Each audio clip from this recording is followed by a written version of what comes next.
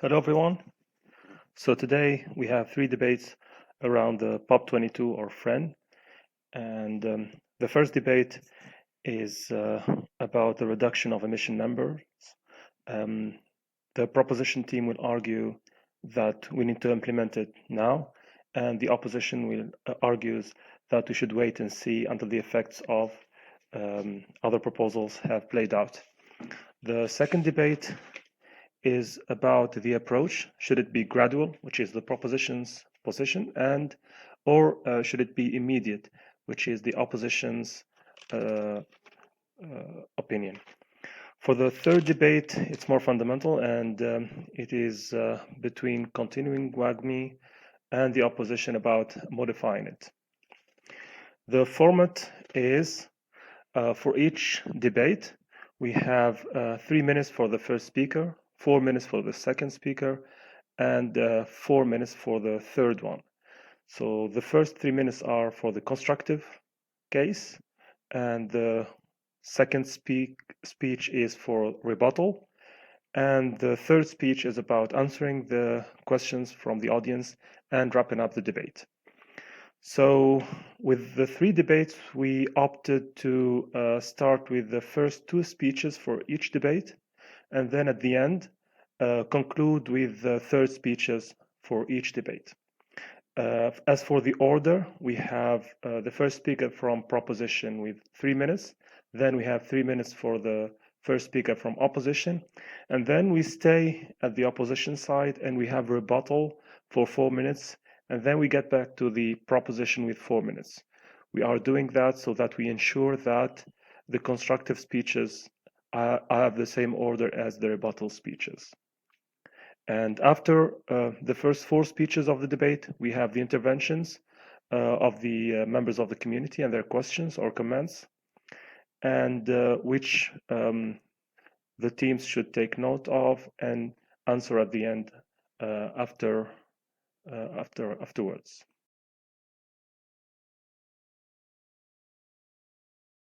I know we should drop or not. So I think the principal argument why we should stick to gradual is about volatility. So we're bringing in a lot of volatility with PIP22, with Lean Pocket, with the portal. Again, the market, snowrunners, everyone else hates volatility. So adding a large, significant shock to the system brings in lots of volatility. And while I'm certainly have sort of time for the arguments around that maybe this is needed and that the node runners can still survive and people can make money and it might be good for the system.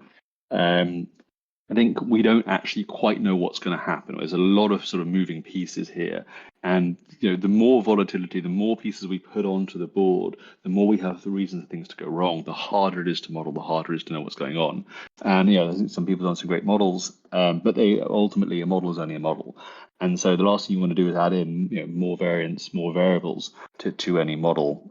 You just lose ability to be precise and to sort of come up with more answers you can have more faith in. So with that behind that, I think the main point here is to reduce volatility, but also at the same time we signal to the market that we are serious about inflation. We're cutting it down to 20%. I'll explain why I think 20% or another number in the question section a little bit of time. But I think a staggered drop, and it's back to this idea of sort of slow, steady, planned, predictable drop in inflation. We're doing quite well. Even if we add in 500 million tokens, we get to sort of less than 2 billion tokens. Is that the end of the network? Is that hyperinflation? No, it probably isn't. And certainly with POP22, we're going to cut that down significantly to sort of where we want to be.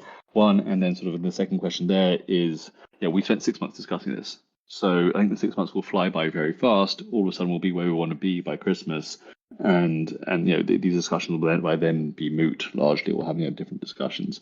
So I think giving people the chance to plan long term, not make cuts. And the sort of last point to make here is I appreciate some people believe that the idea of having a very, very heavy, very aggressive cut may signal to the market that we're serious about this problem. At the same time, I think it also may signal desperation, and that we're sort of ad hoc kicking off and doing different things, trying to sort of cut inflation and react sort of too late to the scene. So I think, again, this slow, steady plan where everyone can plan around something is far more helpful. Even if it's not optimal, it's sort of I think the best way to move forward, where everyone can sort of understand what to do next and plan around it, than huge sort of meat cleavers to the system. So that's my general argument, and I'll leave the floor to the next. Thank you very much. And now we get to the answer with MSA. Please go ahead.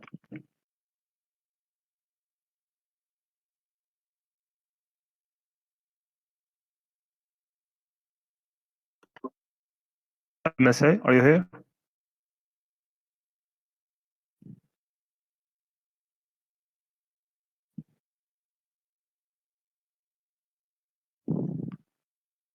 MSA.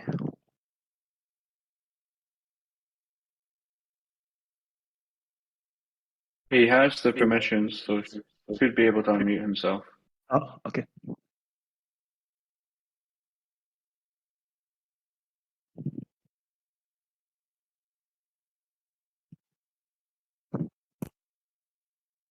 Can you type in the call chat if you can hear us, MSA?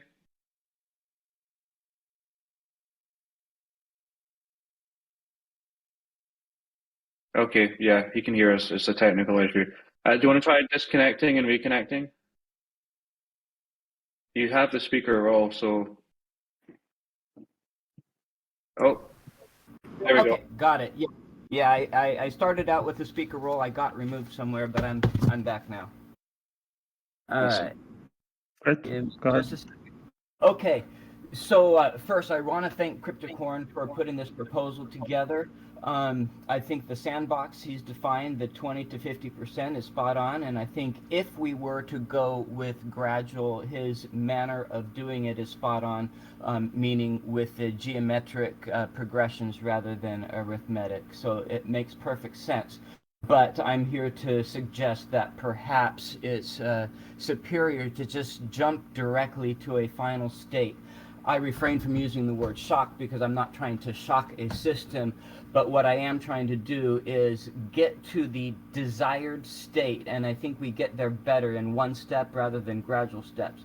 In my mind, the final state is a containment and reduction of nodes to the fewest possible for this phase. It can grow later. I want to step back to February. If we, instead of gradual WAGMI, had jumped straight to a 50% state, it is unlikely that over the next 3 months following WAGMI, we would have grown from 10 or 15,000 nodes to 45,000 nodes. We grew because the first few months of WAGMI reduction were not enough reduction to get anyone to start thinking seriously that the rewards are going down. It wasn't until about May that the sting from WAGMI started to take effect and people started to get serious about renegotiating service provider contracts or finding solutions. Those 3 months wasted a lot of resources. They bloated the node count. They caused a lot of outflow of dollars into disinterested third parties, and it created an accumulated downward price pressure. If we had jumped directly, we probably would have settled closer to 20,000, 25,000 nodes rather than 45,000 nodes, and would have started all the pressure on the service providers to start reducing costs sooner rather than waiting to May to get busy doing that. So that's the main argument, is getting to the right final state. A second argument is that when you do it gradually, you are not incentivizing consolidation. Right now, we want people to take advantage of the amount of vertical stacking that they can do, either through lean pocket. I'll still call that vertical stacking because it's vertical to one full node, and or to PIP 22. Let me just finish this up real quick. Instead of getting there by compounding, doing it slowly lets them do it by compounding. Do it fast lets them consolidate. Actually, you can continue because you have also 4 minutes of rebuttal, so you can continue your ideas. Go ahead. Okay, appreciate that. One moment.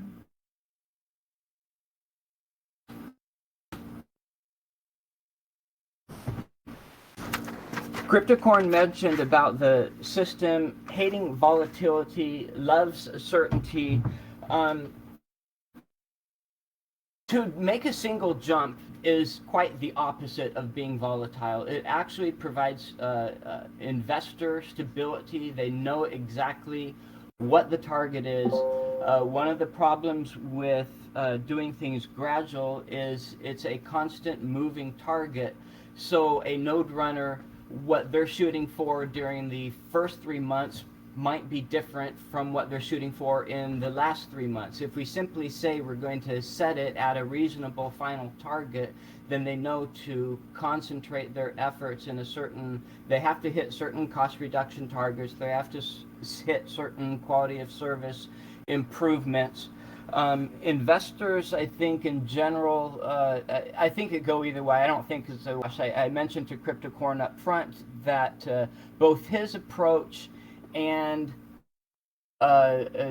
jumping to a final reasonable number that's within this sandbox, both can be seen by investors as a natural extension to WAGMI. So I see that as being a toss-up. What the market hates more than anything, investors hate, are pivots. WAGMI back in February was a pivot. But both the single jump and Cryptocorn's approach can be seen as logical extensions of February, and so would not be considered pivots. Let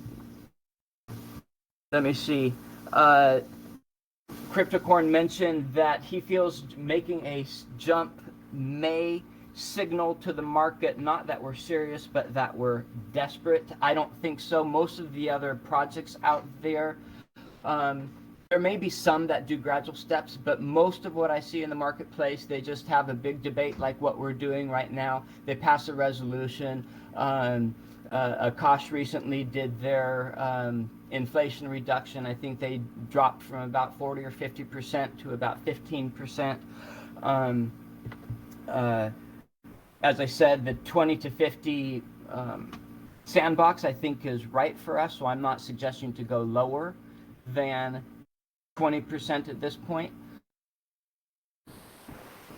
The last thing I would say is against immediate step is that we don't want to create second and third order effects that might harm the system, either by causing too many node runners to fall off or by affecting QoS, etc. That wasn't brought up on this debate, but it was brought up in the original paper as a rebuttal against, as an argument against doing an immediate. My answer to that is, one, there's nothing that breaks the system or causes a breaking point in the sandbox of 20 to 50%. So if we choose a final number somewhere in there and stick with it, we're going to be okay. If we wanted to go down to 1 or 2% or 5%, yes, you may need to do that in steps so that you allow Moore's Law, or you allow other systems to catch up with the reduction. But 20% is reasonable, and most node runners, if they take advantage of PIP22, not even counting Lean Pocket, should remain profitable at 20%. I did some quick checks on the model I've provided to some people. At our all-time low price of 6.5 cents, consolidating to 4x. Yes, I got 10 seconds. Would be about a break-even point. So it would force further pressure to reduce costs immediately. Okay, thank you very much. And now we go back to Cryptocore. Please, you have the floor.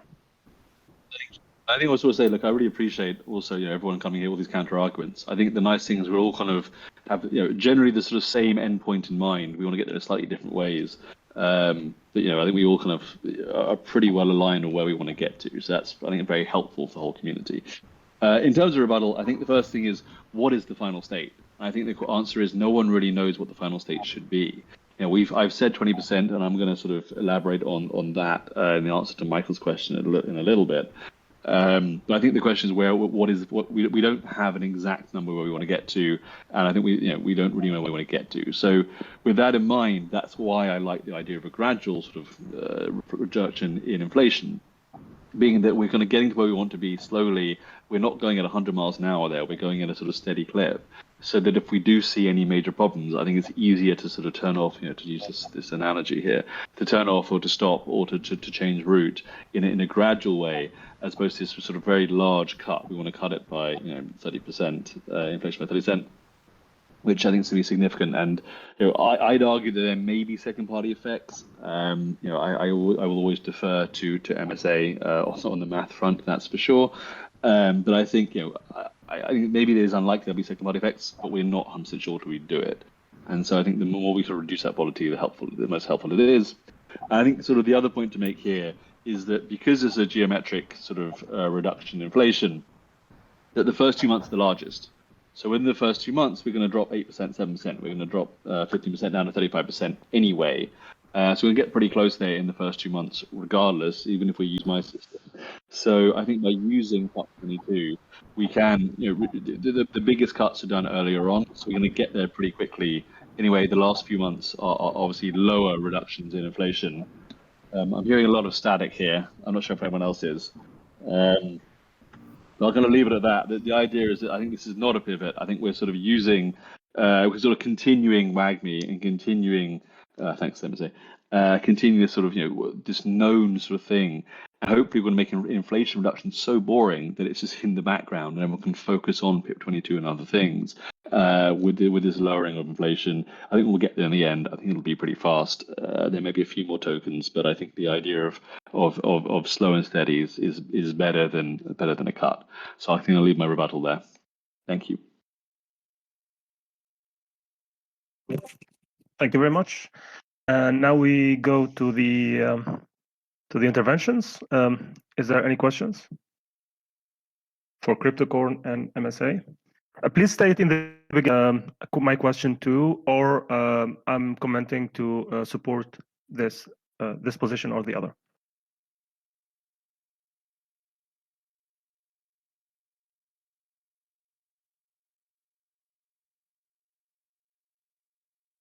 So you can write in the chat just question, and then you will get the permission to talk.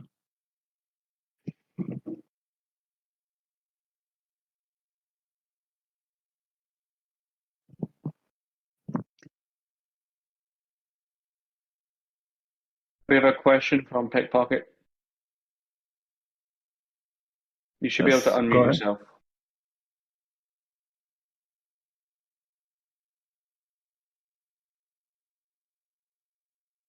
You should have permission to speak, Adam.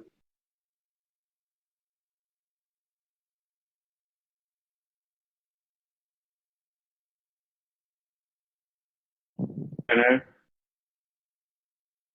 Jack? There we go. Hey, okay, sorry. Question for the speakers on the call here. Has anyone done the actual math and modeled it out to see what the difference is in the number of tokens between the two different decisions we have on our plate here? I suspect it's not as much as people think it is. The difference is probably, max 100 million tokens? Probably in the tens of millions somewhere, but I'm curious if anyone's actually done the math. Okay, thanks. Jinx, I thought you had a question for this topic. Well, I mean, it was handled in the actual debate itself. I was looking to hear MSA's thoughts on the shock to the system. He doesn't like that word. I do, but I've had that answered. Okay, thanks. Anyone else? We have someone typing, so we'd want to give them a chance to finish. Sevi. Yeah, hopefully they've not just pressed the key.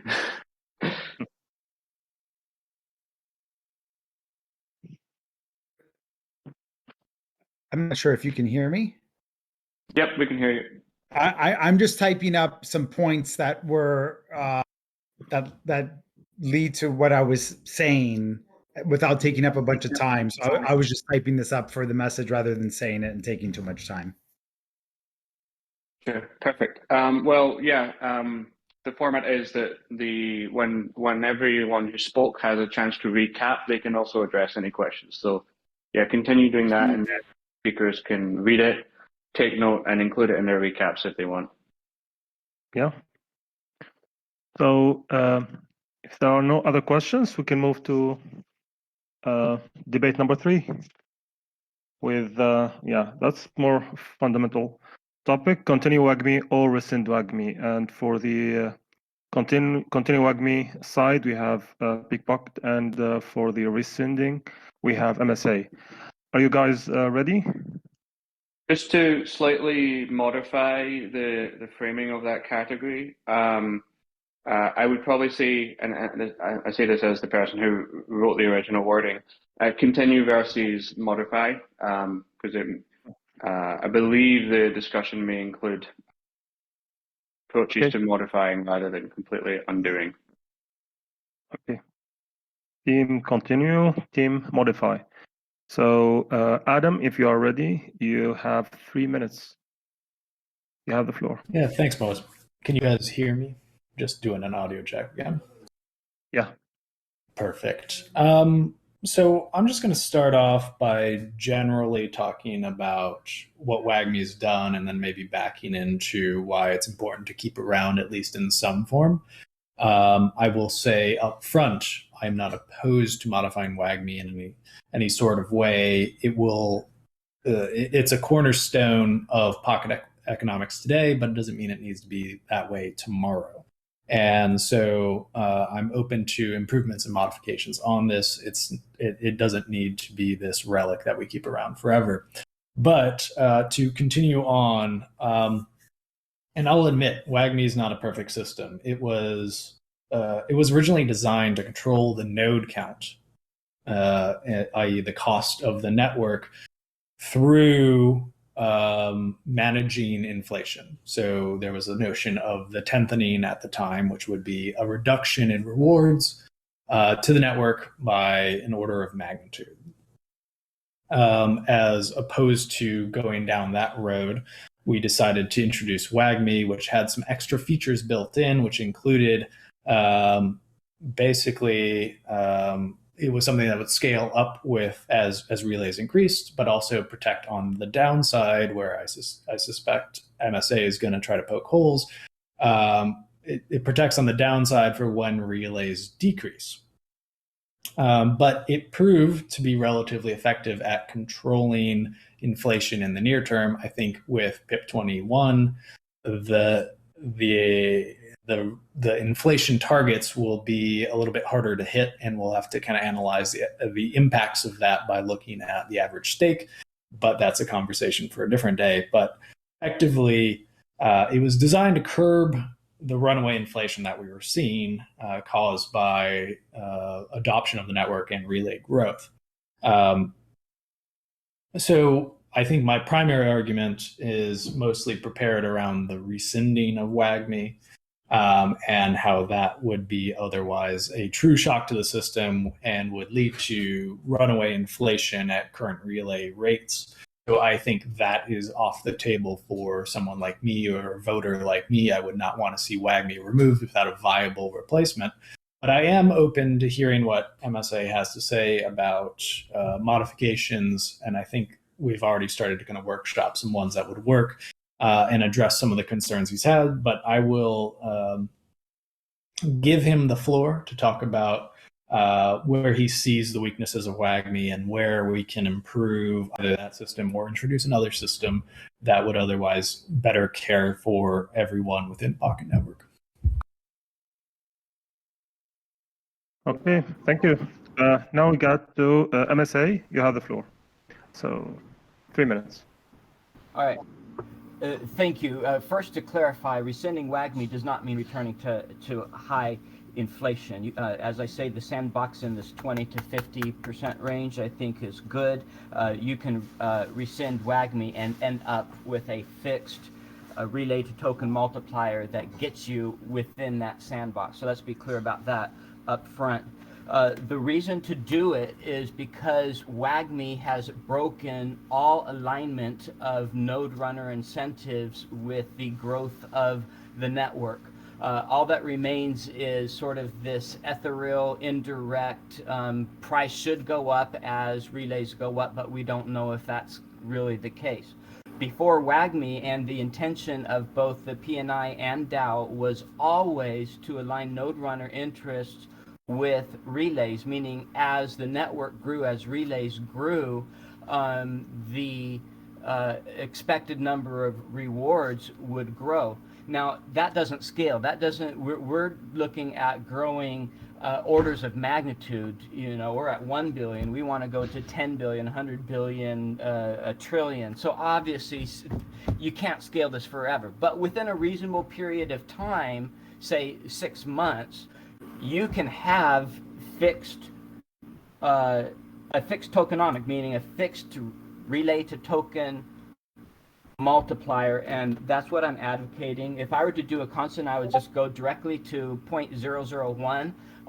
That would put us right in the middle of the sandbox that Cryptocorn defined, and if we stayed at 1 billion relays, would relate to about 36% supply growth, and we can revisit that in the future. So the two things we want to do is we want node runners to become evangelists for adding DApps,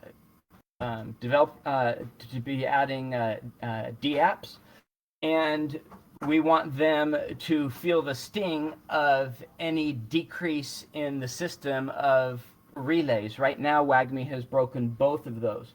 As I've surveyed Telegram over the last 2 months, we only have one node runner that I've ever seen contribute to saying, here's a DApp that I think we should go after. Here's a DApp I think we should go after. I can't remember who that was, but runners are sitting in their corner because they're completely insulated from what goes on in the relay world. Why should they care if relay count goes up? If we grow from 1 billion to 10 billion, who cares? My rewards don't go up. And who cares if it drops? If I go from 1 billion down to 100 million, what difference? My rewards aren't going to drop. And I want to restore that alignment that was always intended to be in the system. So I know I'm past the 3 minutes, so I'm going to jump into the... Yeah, so I was just trying to give you the chance to take a breath. Yeah. So now we'll get to the rebuttal speech. You have the floor. Yeah. Thank you. So Adam said his original proposition back in February was to do what he called a tenthening. You just take this multiplier and cut it by a factor of 10. That's a true system reset. And I think we would have been much better off if we had simply gone that way. I think WAGMI in general has failed. You can say it succeeded if you redefine what its purpose was, but by Adam's own admission, the original goal was to reduce the node count. It didn't do that. In the 2 months following that, node count tripled. So obviously it didn't do that. And it's a little late to go back and say, well, the true, end goal was to control inflation. That's not an end goal. The supply per se, in and of itself, never matters. The system will adapt. As system usage grows, you can have supply growth and price go up because that supply is going somewhere. It's being used by the system. We'll get there. We're not quite there yet. So I understand that we need to not have things run away. But the point being, a simple reduction as needed in token to relay multiplier is a better way to go, and over whatever period of time, 6 months or whatever it is, let's node runners enjoy the growth of relays. It gets them excited again about seeing relays grow, because even if we say jump down to a number like 20%, 25%, 35%, whatever is our immediate target, and just have a fixed number, they might be near a break-even point with that number, but they can anticipate and help the system grow DApps, because that will help their reward count go up. This all being said, there are ways to accomplish the same thing within the construct of WAGMI. Adam hinted that we've been talking about some modifications. He'll probably bring up one that will solve half the problem, and that is setting a high watermark on relay count, so that if relays go down below that, you don't adjust up the token to relay multiplier to cushion node runners. They would have to feel the sting of it. If we keep WAGMI, I think we should support that high watermark. Another thing you could do, if you keep WAGMI, instead of adjusting it once a month, set it and leave it alone for 6 months, and just redefine WAGMI to say we're going to adjust it every 6 months. So you're always revisiting, but that allows the system to enjoy the fruit of its labor of growth during those 6 months and build some excitement, all without ever returning to a state of hyperinflation. But the psychological effect of being able to see rewards go up as relays go up is beneficial for the system. Then I just want to mention also that there are other things that both are being explored by myself and by P&I for sort of alternatives to WAGMI that aren't strictly keeping a fixed token to relay multiplier. So I'm looking at some proportionality so that rewards go up as relays go up, but not necessarily linearly. So if we go up in relay count from 1 billion to 10 billion, that might cause rewards to only go up a factor of 2. I got it. And then Kevin Jenkins has been exploring some of his own things, and I think we need to take a look at those to undo WAGMI and look at some other opportunities to right-size the system. Thank you. Now go back to Pickpocket. You have the floor. 4 minutes. Yeah, thank you, Moez. MSA, you make great points. It's hard to argue with the points you've brought up. I think I had a unique position in the early days of the network that led me to some of the conclusions and led me to author WAGMI in the way I did. And I'll admit, WAGMI was subject to much compromise during the December to February debate period, and it was neutered as I mentioned. And so the scope of WAGMI changed to be more of a situation where you're not necessarily controlling costs, you are instead controlling inflation. So I think from a hardliner's perspective that I still kind of have to this day, like WAGMI no longer represents what it did originally. It is something different. The scope of that thing is different, and therefore the outcomes that you're going to receive from WAGMI are different. And so I'd like to address some of the points you've raised while probably advocating for modification, right? I think your points are very well conceived, and I don't think WAGMI should, again, exist in an environment where it never changes. So I'd like to hop into one key point that you made, that node runners can't reap the benefit of helping the network. And so this goes back to my point earlier of having a unique perspective where we were trying to sell Pocket Network relay services at a time where there was a direct correlation between the number of relays in the network and the increase in rewards to node runners. And during that period of time, I don't know that we received much help from individual node runners, and I could be wrong, but I believe I was in the trenches enough to see that. And one could argue that the community was not as well developed as it is today, and it would be different if there was that direct correlation today. But my gut reaction here is that there's not going to be an overwhelming response to a direct correlation between relays and rewards if you, I guess, recouple them. And so I'm a little pessimistic on the idea that you can just merely hook these things back up together and say, okay, well, now the node runners are definitely going to go just sell applications because they're incentivized to do so. That was the case for nearly 16 to 18 months or whatever it was from July to about January or February of a couple of years later. And we didn't really see that connection happening. And so I struggle with that a little bit. But I do agree that we can introduce a mechanism where people can benefit from bringing in relays and increasing the relays to the network. And I think this is a conversation not about like, is WAGMI fundamentally flawed, but when do you adjust it?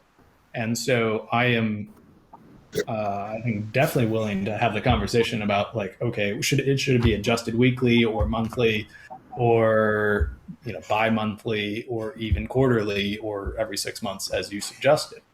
I believe that it's being adjusted weekly according to the direction from the foundation that I've seen. It could be the reductions happen monthly, but generally when there's big changes over or under a certain percent, it is then adjusted based on the averages that are happening in the network. By increasing that length of time, you increase the time that people can reap the benefit of doing good within the network. But then there's kind of diminishing returns to those, so people have to go and get new relays, which is what you want in the end anyway. So definitely not opposed to that. I just think, to recap that particular point, you should couple those, but you shouldn't have people benefit from new relays forever. So there needs to be kind of a diminishing return aspect there, which I think is what you're kind of suggesting in some of your logs that you might be exploring in some of your models. Thanks. Yeah. Oh, sorry, am I out of time, Moez? Yeah. Okay, I didn't get to everything, but you get my general point, I think. Thank you, Pickpocket. Now we get to the questions from the audience. If you have a question, please, in the chat, just write question.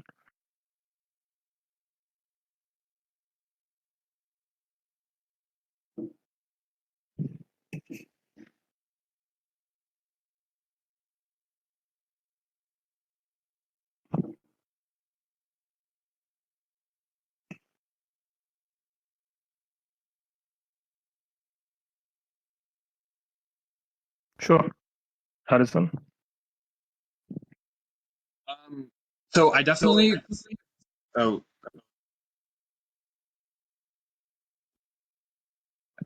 I definitely agree with aligning the incentives of the network so that node runners are also incentivized to grow the network as a whole. But I'd also question the assumption that relays would be the correct metric for that, given that nobody is paying for relays currently, and that relays can be pretty much generated for free, as we've seen with like a few kind of large apps come in and use hundreds of millions of relays. And so I think this creates some perverse incentives for node runners, and this is something that we should revisit after people are paying for relays. And so I guess my question would be to you, MSA, what do you think of aligning node runners with growing relays, given the fact that they don't really contribute that much value to the network and they can be manipulated? Okay, thank you. Anyone else?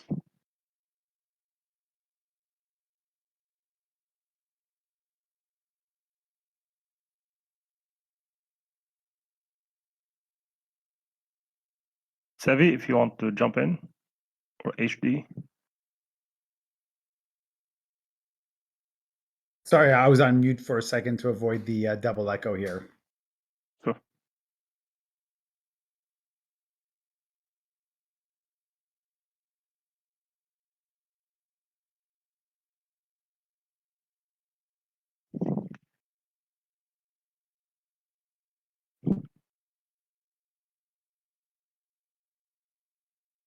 Sure, go ahead, Mike. Yeah, thanks. Just to echo Adam's sentiment, we didn't really see too much benefit or Mike, there's a problem with the audio. any connection. Can you hear me now? Yeah. Great. Yeah, just to echo Adam's sentiment, we didn't really see too much connection between kind of low rewards from node runners and kind of an incentive to bring relays to the network. Although what it does do, kind of describing the system that MSA did, was that really what it does is incentivize more people to run more nodes, right? Which potentially increases the pool of people running nodes or using other node providers. But I do echo Adam's sentiment that I don't think that at least from my perspective, that there was necessarily a correlation there. Now that may be different today. I do see that we have node runners wanting to run their own version of the portal and this sort of thing, but so not to discount or discredit what it might be moving forward, but just wanted to highlight that. Great, thank you. Anyone else? So yeah, there are the questions on the chat for Adam and MSA. If you see the question, you can take note and we'll answer them afterwards. If there is no one else to make a question orally, probably we get to the second phase of the debates. So now we will have the concluding speeches for each of the 3 dimensions for the debate. And we will go in order for the first, second, and third, in which speeches we will have the answers to the questions and also wrapping up the debate, trying to convince us why their position is better. So we start with the first debate, and we start with the opposition with the wait and see with Adam. Please, you have the floor for 4 minutes. Perfect. And so I've had to relocate, so the audio quality is probably less good right now, but I will just try to summarize why I feel the way I do on now versus waiting some period of time to introduce some sort of relay reduction here. I think, and I will get to some questions later on, but I think to kind of summarize the point is that there's been a lot of discussion around risk and introduction of risk in the Pocket Network and holding the token and operating nodes. And I'd like to focus on the layers of risk that have been added here. We've got new versions of the client coming out, which will prove to do wonderful things for the network, and I applaud everyone for their efforts there. We've got a new economic system in PIP 21, and we are anxiously waiting to see how that shakes out, and people are trying to anticipate the outcome of that, but it's very uncertain as to what's going to happen there. And then we're talking about further reductions in inflation and whether or not WAGMI is actually a viable solution for either controlling the network costs, which people have gone around that anyway, or whether it's actually just a mechanism for controlling inflation, just straight up. And I think to Mike's point, which he had an excellent one, there should be enough costs to go around even at 20% inflation. And I guess the question is, well, how do we get there and when do we begin that process? And I have felt, I guess, probably 9, 10, 11 months ago when I was kind of authoring some of this stuff originally, that doing it immediately and getting it over with was kind of the best way to see who's going to stick in the system and who's going to leave the system, and who's really here for the long run and who's really just mercenary capital, as it was called on the forums previously. And I'm trying not to use that in a negative But I think introducing another layer of risk within the same time period and making these changes today adds another layer of risk. And it's probably a layer of risk I'm willing to accept for the benefits of it. But I'm saying there is risk associated with just doing this. And I think the other point of this is the difference in even debate 1 and debate 2 is probably fairly minimal if we're looking at this as a country in the long term of things. Is the extra 50 to 100 million tokens going to make a difference in 1 year, 5 years, 10 years? I don't know the answer to that. And it's kind of feels like we're layering in additional risk to have near term benefits to the market, the pocket market, and to try to keep some businesses afloat that maybe otherwise shouldn't be. So I would encourage everyone to just think long and hard about why we're proposing the things we are and what level of risk we're willing to accept. Getting to some of the questions and comments, I think I've addressed Addison's opinion here, and I'm not necessarily opposed to doing an outright cut, but I would say let's do an outright cut after we know what rewards levels are going to be for various tiers within the new tiered system. I think app staking changes my opinion on some of the latter issues, not necessarily this one. I would say getting app staking going sooner rather than later is always the best answer, and Right. driving the true economics of the system.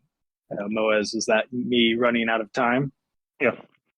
Okay, I will stop there. Hopefully I was able to answer some of your questions and summarize my thoughts in some sort of cohesive manner. Thanks, Moez. Thank you very much. And now we've finished the first dimension of the debate with CryptoCorn. You have 4 minutes, sir.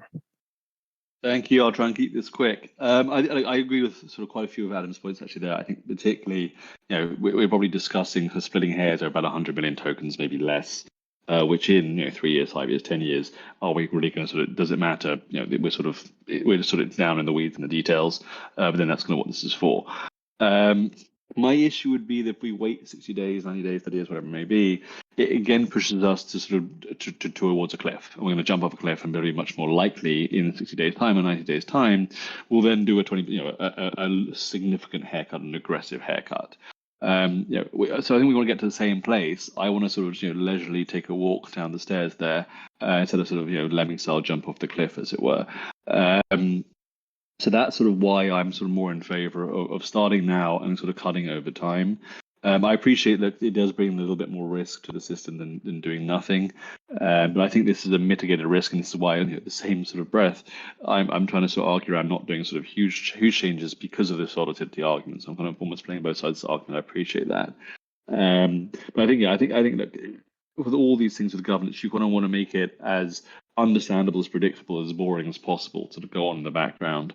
And I think waiting then sort of pushes us towards doing a sort of a large haircut, which, while I don't think it has a huge risk, I think, as people have said here and people much more knowledgeable than me have said, that most of the node runners can take a significant haircut, likely.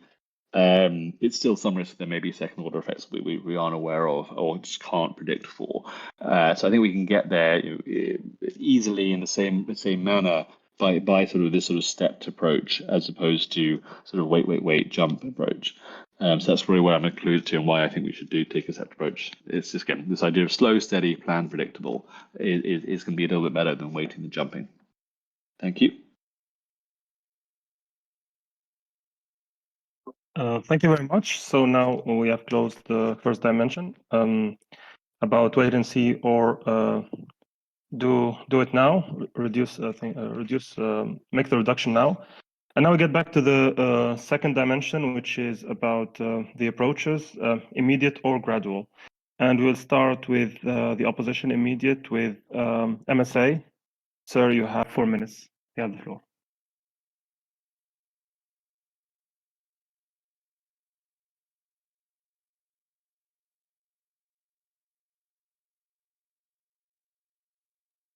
MSA?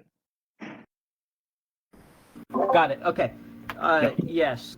So Adam had asked a question in the second debate. Has anyone done the math on the token difference between immediate versus gradual? I hadn't before then, but I did it, and it's about 70 million tokens. So as Cryptocorn said, right now it's rather in the weeds. If you're looking at it from a token supply growth perspective.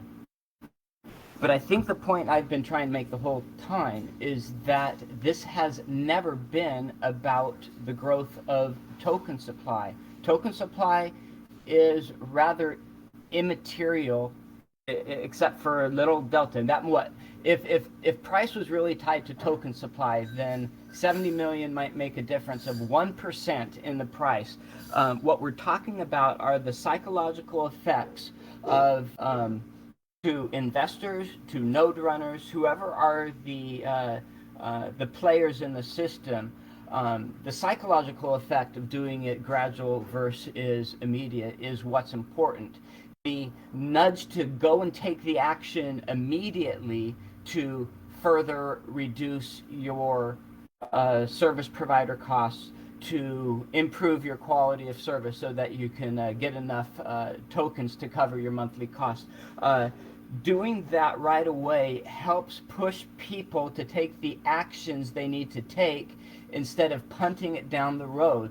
Human nature, by definition, loves procrastination. If something isn't going to start hurting me until 3 months from now, I sort of live with small amounts of pain until it becomes big enough. So I have all this time of no action while I could have been consolidating, while I could have been exploring, what is this lean pocket thing really about? Yes, I'm going to have to invest mental energy to see if it's the right fit for me. Yes, I'm going to have to go through the inconvenience of unstaking tokens in order to consolidate.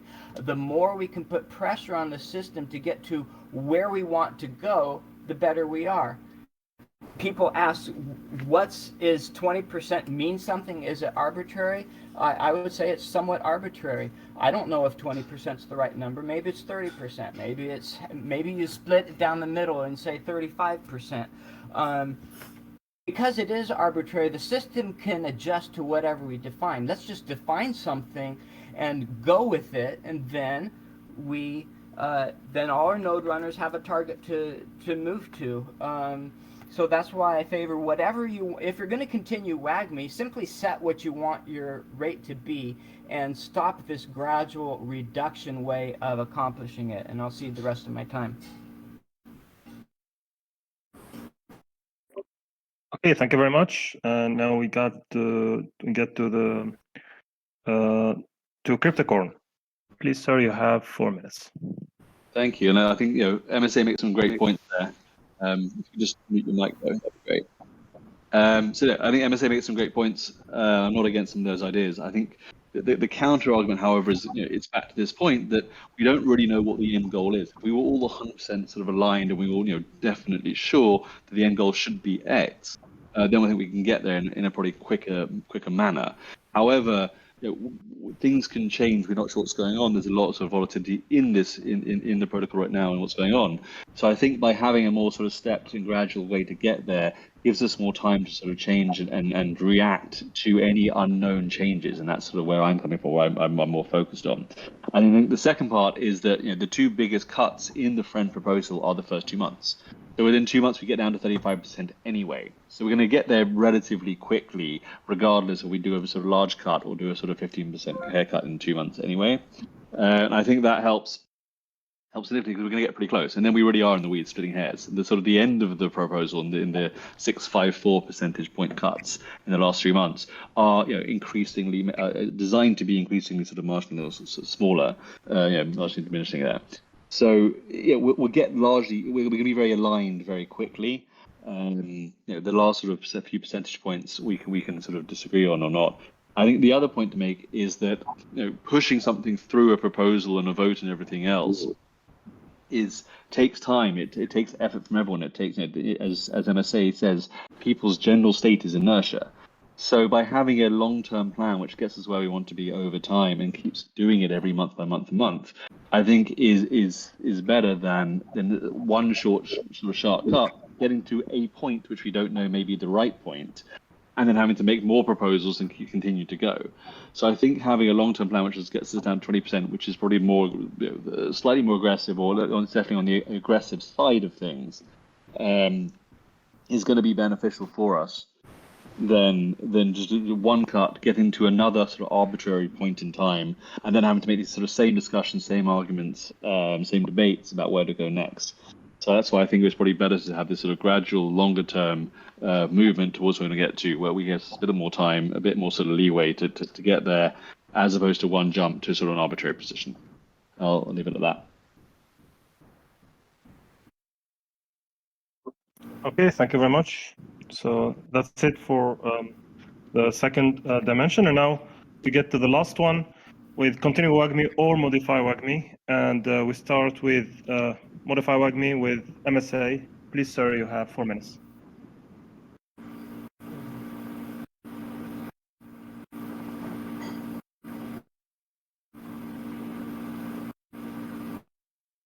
Can you hear me? Yeah. Okay, so first I want to answer the question that was asked. Addison asked, why is it beneficial to align rewards? You're cutting off. Yeah. Why is it beneficial to align rewards with free relays, since one, we don't know if those will become paying clients, and two, there is room for people to spoof the system with relays in order to game the rewards. With regard to gaming the rewards through spoofing relays, non-serious relays. MSA, we didn't get you for the first when you were first speaking. Can you hear me now? Yep. Okay, I was answering Addison's question where he questioned the utility of tying rewards to relays, to free relays, and suggesting we wait until we have paid relays to do so. My answer was, one, I haven't seen the spoofing effect where people are arbitrarily putting in fake relays in order to game the system. That's harder to do because it means that you have a DApp that you actually exist out in the Web3 somewhere. So I'm not worried about that. As to free relays versus paid, we'll get there. I think in a business model, you sort of make an assumption that a certain percentage of your free relays are going to convert at some point, and I'm betting that the number is fairly high in the case of Pocket Network. So I feel pretty good about aligning rewards with free relays, trusting that will convert fairly well to once we get to the system of paid relays. I think I've already made my points as to why I think just setting a fixed token relay to token multiplier is better, and revisiting it as a DAO as needed after milestones, such as the turning of monetization or big growth spurts. But I also see that there are ways to modify WAGMI to accomplish the same thing, such as putting in the high watermark so that node runners will feel the sting of reduced rewards if relay count starts dropping, and also if we extend the time period. So for example, if this proposal were to go forward, changing the WAGMI timescale from weekly or monthly adjustment, say, to quarterly adjustment, first step down to 35% and wait 3 or 6 months, and at the end of that period, the system knows it's going to have a second step down to 20. I think that cuts right in the middle of what CryptoCorn and I have been arguing, preserves WAGMI, but allows during those 3 to 6 months for node runners to be able to experience some reward growth and hopefully generate the buzz. And the buzz and the psychological effect and be able to see your rewards grow is important. It's maybe not always directly tied to, oh, I'm going to go and start finding dApps to tell Pocket about, but it creates buzz, it creates magazine write-ups, it creates blog post notices of Pocket. There's all these second order effects that are important. So with that, thank you for letting me share.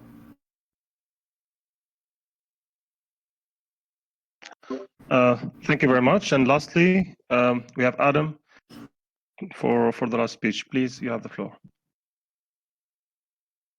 Thanks, Moez. I think the way I'm going to approach this is less about potentially arguing against MSA and more or less saying that I think there's compromises to be made with the existing structure in place. I think where we might differ is probably on the governance side of things. Like, how do you introduce and otherwise have predictable related token multipliers in place? And where my head is at is it's always better to have that predictability and have things debated ahead of time, as opposed to relitigating every single related token multiplier on some sort of fixed schedule.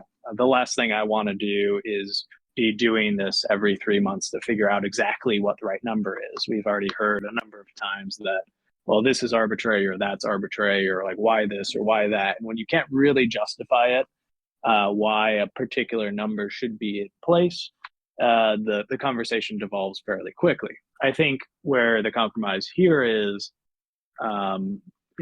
probably in the adjustment of WAGMI according to the average network relays. And I think there's the opportunity to do this every 60 days or 80 days or 90 days, whatever the number is, even 30 days at that, where there is some marginal benefit to bringing relays to the network. It does preserve that incentive, which I originally believed to be very important. I believe that to be a little less so now, but I'm happy to be proved wrong. I believe that there should be that connection, but if I bring one relay to the network, I shouldn't be rewarded for that forevermore. It should be some sort of fixed period of time where my incentives for doing so decrease over time. That said, I think WAGMI is not a perfect solution and should be evolved over time. And I think some things like the high watermark or different intervals will address the changes at play here and provide the stability and eliminate the risk that I think has been brought up so many times. So Moez, with that said, I don't think there was any major questions that I needed to address on this particular one. So I will cede the rest of my time. If I missed a question, I'm happy to spend some time on it. Okay. Thank you, Adam, and thanks for all the speakers. That was a very nice debate. I'm probably used to more aggressive ones with competitive debates, but this, I think there's a lot of field for consensus here in the debates, and I thank you all. And I give them, and I reiterate that if you have any feedback on the format itself, how can we make it better, or if you have reservations, etc., please reach out, and we will be happy to discuss them with you. And I give the floor to Jack. You have the floor. Yeah, just echoing what Moez said. This is a new experiment for us, having more regular town halls and a space for people to debate proposals. It's a first step in many kind of iterative improvements that we're looking to make to the governance process.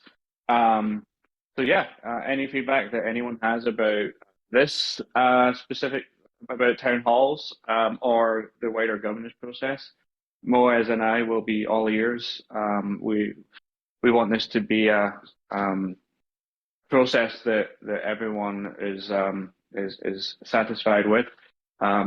But yeah, thanks everyone for joining us. This has been awesome. First, we've had a town hall prior to this, but it was more of an informal discussion. This is our first formal debate, which was really exciting.